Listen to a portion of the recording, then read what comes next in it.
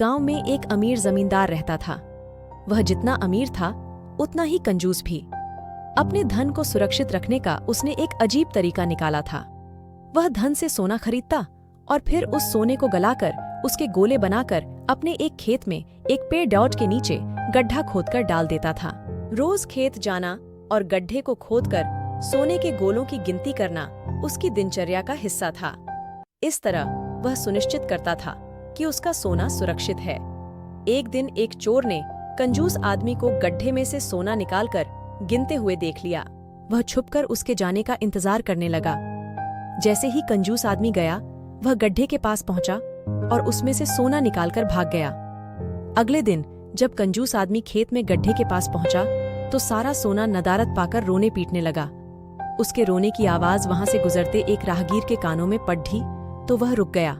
उसने कंजूस आदमी से रोने का कारण पूछा तो कंजूस आदमी बोला, मैं लुट गया, बर्बाद हो गया, कोई मेरा सारा सोना लेकर भाग गया, अब मैं क्या करूंगा? सोना किसने चुराया? कब चुराया? राहगीर आश्चर्य में पड़ी ऐच गया। पता नहीं चोर ने कब इस गड्ढे को खोदा और सारा सोना लेकर 9-2-11 हो गया। मैं जब यहां पहुंचा तो सारा सोना गायब था। कंजूस आदमी बिलखते हुए बोला, गड्ढे से सोना ले गया? तुम अपना सोना यहाँ इस गड्ढे में क्यों रखते हो? अपने घर पर क्यों नहीं रखते? वहां जरूरत पड़े बेचने पर तुम उसका आसानी से उपयोग कर सकते हो।